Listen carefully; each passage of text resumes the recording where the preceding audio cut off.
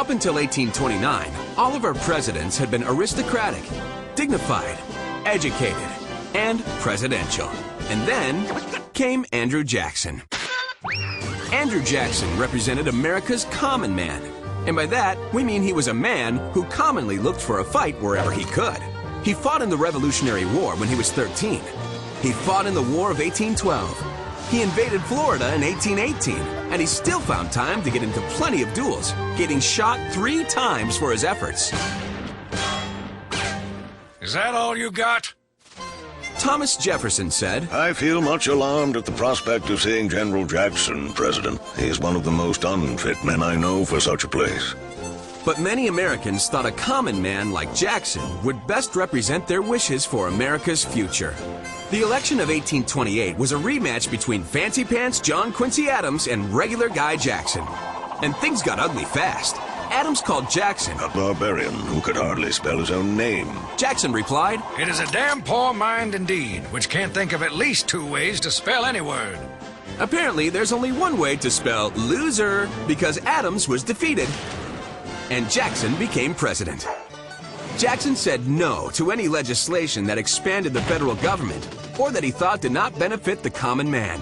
This philosophy became known as Jacksonian democracy. The democracy that he created, the democratic process that he created, and the Democratic Party that he created put the people really in the middle of everything. And we are the children of that very system. The trouble was that Jackson's definition of a common man was, well, usually a white guy who had a lot in common with him. Even though the Supreme Court had ruled in favor of Cherokee rights, Jackson authorized the Indian Removal Act, forcing tens of thousands of Native Americans to leave their land. Jackson was also a strong supporter of states' rights, in theory. But when the citizens of South Carolina refused to follow federal laws on tariffs because they saw the tariffs as unfair, Jackson immediately threatened to hang their leader, his own vice president, John Calhoun. Ouch. Andrew Jackson is an interesting example of a figure becoming president. He's a military figure who rises to the office and has to deal with a number of different issues.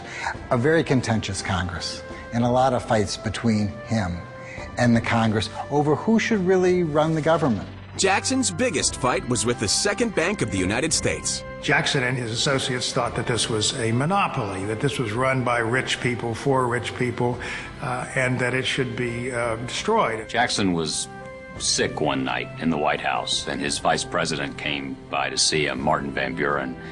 And Van Buren looked at him with great concern because Jackson looked so sick. And Jackson roared up and said, "The bank is trying to kill me, Mr. Van Buren, but I will kill it."